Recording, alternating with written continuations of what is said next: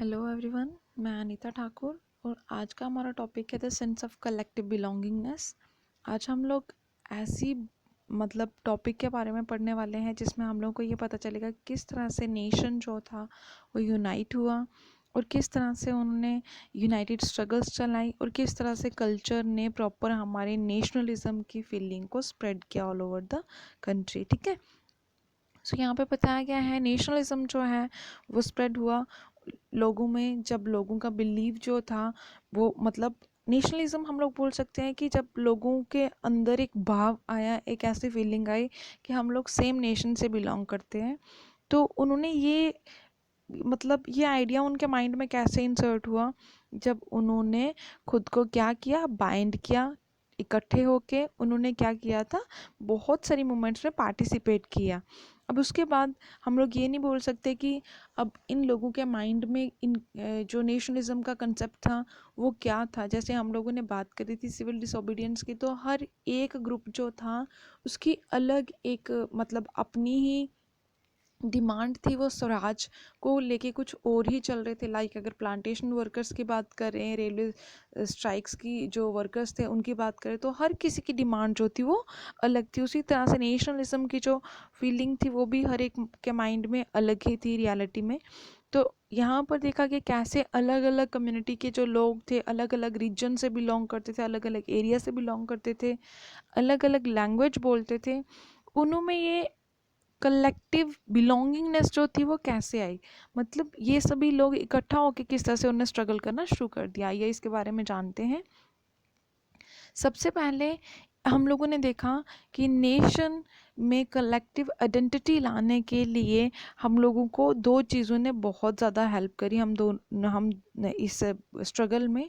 वो थी एक यूनाइटेड स्ट्रगल, जब हमारे यहाँ पर बहुत सारे ग्रुप्स ने यूनाइट होके मूवमेंट्स करी, पार्टिसिपेशन दी, और एक बोल सकते हैं कल्चर प्रोसेसेस ने। सबसे पहले यूनाइटेड स्ट्रगल्स की बात करते हैं। यूनाइटेड स्ट्रगल्स की अगर हम लोग बात करें तो जैसा कि आप लोगों को पता है, चाहे वो साल्ट मार्च हो, क्या बोलते हैं उसको, नॉन कोऑपरेशन मूवमेंट हो, तो उसमें भी आप लोगों ने देखा नॉन कोऑपरेशन मूवमेंट में हम लोगों ने नॉन कोऑपरेशन के साथ खिलाफत मूवमेंट को ज्वाइन किया था ताकि हम लोगों को मुस्लिम्स का सपोर्ट मिल सके। उसके बाद हम लोगों ने देखा जो कंट्री साइड में रेबेलियन हुआ, टाउन्स में रेबेलियन हुआ, बाइकआउट कर दिया गया फॉरेन थिंग्स को। इस तरह से हम लोगों ने बहुत सारी चीज़ें जो थी वो देखा कि हमारे यहाँ पर अलग अलग कम्युनिटीज़ जो थी उन्होंने स्ट्रगल करना शुरू कर दिया था कि ये जो कॉलोनियल गवर्नमेंट है वो क्या कर रही है, हमें हार्म कर रही है, हमारे जो राइट्स हैं वो हमें मिल नहीं रहे हैं, हमारी मदरलैंड को ये हमसे छीन रहे हैं। ये सारी चीज़ें हम लोगों ने इसमें पढ़ी। और कल्चरल प्रोसेसेस में हम लोगों ने देखा उन्होंने अलग अलग, जैसा कि हम लोगों ने फर्स्ट चैप्टर में भी पढ़ा था कि उन्होंने फ्रांस को यूनिफाई करने के लिए मेरेनियन और जर्मनी को यूनिफाई करने के लिए जर्मेनियन की फॉर्मेशन करी थी। उन्होंने एलेगोरीज को फॉर्म किया था ताकि एक हिडन मैसेज को रिवील कर सके, एक हिडन मैसेज जो है वो प्रोवाइड कर सके। ठीक है, उसी तरह से यहाँ पे कल्चर ने भी बहुत इंपॉर्टेंट रोल प्ले किया। चलिए आगे मैं आप लोगों को बताती हूँ जल्दी जल्दी यहाँ पे किस तरह से उनने कल्चर ने अपनी एक अलग ही हम लोग बोल सकते हैं एक रोल प्ले किया यहाँ पर नेशन को यूनाइट करने के लिए। जैसे कि हम लोगों ने देखा कि हिस्ट्री में हम लोग मैक्सिमम किसके बारे में पढ़ते हैं, ट्रेडिशंस के बारे में पढ़ते हैं, पास्ट के बारे में पढ़ते हैं, फॉल्कलोरीज के बारे में पढ़ते हैं, सॉन्ग्स हैं, सिंबल्स। ठीक है, तो ये सारी चीज़ें जो थी उन्होंने बहुत इंपॉर्टेंट रोल प्ले किया था। अब नेशन की आइडेंटिटी जो थी वो यहाँ पर इमेजेस के थ्रू रिफ्लेक्ट करना शुरू कर दी, कुछ सिंबल्स बता दिए कि ठीक है, जिससे उन्होंने बोला कि हम लोग को क्या करना है, अपने नेशन को यूनाइट करना है। इमेजेस के हेल्प से उन्होंने नेशन को आइडेंटिफाई करना शुरू कर दिया। लाइक भारत माता की अगर हम लोग बात करें तो 20th सेंचुरी में हम लोगों ने देखा नेशनलिज्म की जो ग्रोथ थी वो बहुत तेज़ी से बढ़ना शुरू हो गई। लोगों ने खुद को भारत माता के साथ रिलेट करना शुरू कर दिया कि हमारा भारत जो है वो हमारी मदरलैंड है, हमें उसे प्रिजर्व करके रखना है, उसे प्रोटेक्ट करके रखना है। उसके बाद बहुत सारे आर्टिस्ट थे, बहुत सारे ऐसे लोग थे जिन्होंने क्या किया, कुछ इमेजेस बनाई। जैसे एक इमेज की बात करी गई है यहाँ पर, ये जो भारत माता की इमेज थी वो किसने बनाई, बंकिम चंद्र चट्टोपाध्याय ने बनाई। और वंदे मातरम जो कि एक हमारा नेशनल सॉन्ग आज के टाइम पर जिसको बोला जाता है, वो 1870s में देखा गया। वंदे मातरम को कंपोज किया गया, मतलब उसको एक भजन की तरह गाया जाने लगा अपनी मदरलैंड के लिए, भारत माता के लिए। बाद में उसको एक नॉवल में इंसर्ट कर दिया गया, इंक्लूड कर दिया गया अनंत में, ठीक है। और बाद में उसको जब स्वदेशी मूवमेंट चल रही थी बंगाल में, उसको वहाँ पर बोला भी गया, गाया गया। उसके बाद देखा गया यहाँ पर स्वदेशी मूवमेंट जो थी उस टाइम पर अवनिंद्र नाथ टैगोर जो थे, उन्होंने क्या किया, एक फेमस पेंटिंग करी जिसका नाम था भारत माता। और इस पेंटिंग के थ्रू उन्होंने बताया कि भारत माता की किस तरह का फिगर है, और वो एक पूरी तरह से अगर हम लोग बात करें, वो योगी हैं, सन्यासी हैं, वो बहुत ही काम है, मतलब बहुत ही शांत हैं, और उनमें हर एक तरह की स्पिरिचुअलिटी, हर एक तरह का धर्म जो है वो उसमें इन्वॉल्व है। वो किसी भी तरह के रिलीजन से रिलेट नहीं है, मतलब हम लोग ये बोल सकते हैं वो एक डिवाइन मतलब फिगर है, जिससे हम लोग ये पता कर सकते हैं। और स्टार्टिंग ईयर्स जो थे, सब्सिक्वेंट ईयर्स जो थे, उसमें भारत माता की ये जो इमेज थी उसको अलग अलग फॉर्म्स में लिया गया। कोई कहते हैं ये हिंदू रिलीजन से बिलोंग करते, कोई कहते हैं मुस्लिम रिलीजन से बिलोंग करती है। उसके रिलीजन पर्सपेक्टिव उसके लिए कोई मैटर नहीं करता था, और अलग अलग प्रिंट्स में उसका सर्कुलेट किया जाने लगा ऑल ओवर द नेशन। और अलग अलग आर्टिस्ट जो थे उन्होंने अलग अलग तरह से इस पिक्चर को रिफ्लेक्ट किया, ताकि लोगों में नेशनलिज्म की जो फीलिंग है उसको इंसर्ट किया जाए, ठीक है। और उसके बाद यहाँ पे बताया गया ये जो आइडिया था नेशनलिज्म का, उसने क्या किया, उसको हर एक मूवमेंट में रिवाइव किया गया। मतलब हर एक मूवमेंट के थ्रू ये बताया गया कि हम लोगों को सिर्फ लोगों को यूनाइट करना है, जिस मर्जी तरीके से लोगों को यूनाइट किया जाए हम लोग करेंगे, चाहे ट्रेडिशंस हों, कल्चर वैल्यूज़ हों, फोल्क टेल्स हों, लोरीज वगैरह हों, लेजेंड्स हों, कुछ भी करके, ठीक है। तो लेट 19th सेंचुरी में देखा गया इंडिया में रिकॉर्डिंग्स करी जाती थी, फोल्क टेल्स को गाया जाता था, ठीक है, किसके द्वारा, कवि के द्वारा। बर्ड्स किसे कहते हैं, कवि को कहते हैं बर्ड्स, ठीक है। तो वो क्या करते थे, वो गांव गांव जाते थे, विजिट करते थे, वहाँ पर जाके लोग इकट्ठा होते थे और उनकी फोल्क सॉन्ग्स और लेजेंड्स को सुनते थे।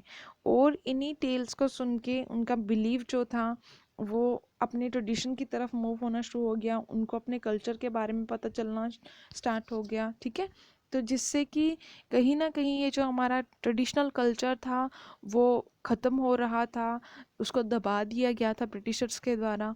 तो अब जबकि हम लोगों को नेशन को यूनाइट करना है, नेशन को प्रॉपर एक आइडेंटिटी प्रोवाइड करनी है, तो सबसे पहले हमारे लिए ये बहुत ज़रूरी था, ये बहुत इम्पोर्टेंट था कि हम लोगों को अपने फोक ट्रेडिशंस को प्रिजर्व करके रखना, मतलब लोगों को अपने ट्रेडिशंस के साथ, अपने पास्ट के साथ जोड़ के रखना है, तभी वो अपने नेशन से प्यार कर पाएंगे। बंगाल में देखा गया रविंद्रनाथ टैगोर जो थे, उन्होंने कुछ बैलेट्स को इकट्ठा करना शुरू कर दिया, उन्होंने नर्सरी राइम्स को मतलब बोलना स्टार्ट कर दिया, मिथ्स को बोलना स्टार्ट कर दिया, उन्होंने मूवमेंट्स चलाई, जिससे कि उनने बहुत ज़्यादा हम लोग बोल सकते हैं प्रोटेस्ट जो थे वो होना स्टार्ट हो गया। मद्रास में भी देखा गया कुछ ऐसे आर्टिस्ट थे जिन्होंने कुछ कलेक्शंस जो थी तमिल फोक टेल्स की लिखी, ठीक है। तो वो कौन कौन यहाँ पर किस में बताई गई हैं, द फोल्कलोरिस ऑफ सदर्न इंडिया के बारे में उन्होंने लिखा, जिसमें ये बताया गया कि हमारा नेशनल लिटरेचर जो है वो क्या है, और हम लोगों को किस तरह से लोगों को इकट्ठा रखना है, जिससे हम लोग लोगों के रियल थॉट्स और कैरेक्टरिस्टिक्स जो हैं वो तभी जान पाएंगे जब हम उनको अपने ट्रेडिशंस के बारे में बताएंगे, उनके रीति रिवाज क्या हैं, ये सब बताएंगे, तभी उनको ये सब चीज़ें समझ में आएंगी, ठीक है। देन यहाँ पे बताया गया फिर कि नेशनल मूवमेंट ने लोगों में एक सेंस तो डेवलप की ही, लेकिन ये जो नेशनलिस्ट लीडर्स थे वो चाहते थे कि हम लोग इनको जितने भी आइकन्स हैं, जितने भी सिंबल्स हैं, उनके थ्रू ज़्यादा से ज़्यादा इनको अवेयरनेस प्रोवाइड करें, ताकि लोग जल्दी से जल्दी क्या कर पाएँ, नेशनलिज्म की फीलिंग को ले सकें और लोग अपने नेशन से प्यार कर सकें, ठीक है। और उसके बाद उन्होंने देखा कि हम लोग को क्या करना होगा, एक फ्लैग जो है वो बनाना होगा। स्वदेशी मूवमेंट जो कि बंगाल में चलाई जा रही थी, उन्होंने ट्राई कलर फ्लैग जो था वो फॉर्म किया, जिसमें कौन कौन सा कलर था, रेड था, ग्रीन था, येलो कलर था, ठीक है। रेड ग्रीन और येलो कलर था, और उसको डिज़ाइन किया गया इन 3 कलर्स में। बाद में देखा गया यहाँ पर, और उसमें 8 लोटसेस भी थे, 8 कमल के फूल थे जो रिप्रेजेंट कर रहे थे 8 प्रोविंसेस ऑफ ब्रिटिश इंडिया। ऐसे प्रोविंसेस रिफ्लेक्ट कर रहे थे ये लोटसेस जो कि ब्रिटिश गवर्नमेंट के कंट्रोल में थे। और एक क्रिजन मून भी था न्यूली इवॉल्व, जिसको हम लोग बोल सकते हैं उससे पहले जो थोड़ा सा मून होता है बिल्कुल इस शेप में। तो क्रिजन मून जो था वो रिप्रेजेंट कर रहा था हिंदूज और मुस्लिम्स को, ठीक है। और उसके बाद देखा गया 1921 में गांधी जी ने भी एक स्वराज फ्लैग जो था उसको फॉर्म किया, और ये अगेन ट्राई कलर में ही था, 3 कलर्स में था ये, ठीक है। जिसमें एक स्पिनिंग व्हील था जिसको हम चरखा बोलते हैं, जिसमें वो गांधीयन आइडियल्स को रिफ्लेक्ट कर रहा था कि हम लोगों को खुद की हेल्प करनी है, हम लोगों को किसी पे डिपेंड नहीं रहना है। और जिसमें एक फ्लैग था जिसमें हम लोग ये बोल सकते हैं कि बहुत ज़्यादा मार्चेस में उस फ्लैग का यूज़ किया गया ताकि हम लोग अपने नेशन में नेशनलिज्म की फीलिंग को स्प्रेड कर सकें। अगर हम लोग अदर मीन्स का यूज़ करें यहाँ पर बताएं, और कौन कौन से ऐसे मीन्स थे और ऐसे कौन कौन से तरीके थे जिनसे नेशनलिज्म की फीलिंग को स्प्रेड किया गया, हमारी हिस्ट्री को दोबारा से इन्वेस्टिगेट किया गया, लोगों को बताया गया। 19th सेंचुरी के एंड में देखा गया बहुत सारे इंडियंस जो थे उन्होंने ये देखा कि हम लोगों को क्या करना है, अपने नेशन के प्रति प्यार को उजागर करने के लिए हिस्ट्री को पढ़ना ज़रूरी है, अपने पास्ट के बारे में हम लोग को नॉलेज होना ज़रूरी है। तो अब ये देखा गया जो ब्रिटिशर्स थे उन्होंने देखा ये इंडियंस जो कि बैकवर्ड हैं, जो प्रिमिटिव हैं, मतलब प्राचीन हैं, इनकैपेबल हैं, वो चाहते हैं कि हम लोग गवर्नमेंट को संभालें, जो कि उनके लिए इम्पॉसिबल है। अब इंडियंस जो थे उन्होंने अपने पास्ट को डिस्कवर कर लिया था, जिससे कि उनको बहुत बड़ी अचीवमेंट जो थी वो मिल चुकी थी, लोग जो थे वो यूनाइट हो चुके थे। अब अलग अलग तरह की उन्होंने ग्लोरियस डेवलपमेंट जो कि एंशिएंट टाइम पे चल रही थी ब्रिटिशर्स के टाइम से पहले, उन्होंने देखा कि ब्रिटिशर्स के आ जाने से हमारा जो कल्चर था वो कहीं ना कहीं क्या हो गया है, लुप्त हो गया है, ख़त्म हो रहा है। तो उन्होंने कहा कि हमारा जो भी आर्किटेक्चर था, साइंस, मैथमेटिशियन, ठीक है, मैथमेटिक्स था, रिलीजन, कल्चर वगैरह वगैरह, फिलॉसफी, लास्ट जो थे वो फ्लोरिश हो रहे थे जब ब्रिटिशर्स यहाँ पे नहीं थे। लेकिन ये जो हमारा ग्लोरियस टाइम था वो ब्रिटिशर्स के आ जाने से कहीं ना कहीं ख़त्म हो गया, लुप्त हो गया। और नेशनल हिस्ट्री जो थी वो भी कहीं ना कहीं ख़त्म हो गई। ब्रिटिशर्स ने अपने ही यहाँ पे चेंजेस करना शुरू कर दिए, हमारे पास्ट को चेंज कर दिया, जिससे कि इतनी ज़्यादा मिजरेबल कंडीशंस जो थी वो हम लोगों को सहन करनी पड़ी। अब ये सब चीज़ें तो आप लोगों को पता चल गई कि हाँ किस तरह से यूनिफाई हुए। ये नहीं है कि यूनिफिकेशन में लोगों को प्रॉब्लम्स नहीं करनी पड़ी, लोगों ने बहुत सारी लाइफ्स को सेक्रीफाइस किया, बहुत सारी माँओं ने अपने बेटों को खो दिया, ठीक है, बहुत सारी प्रॉब्लम्स भी फेस करनी पड़ी।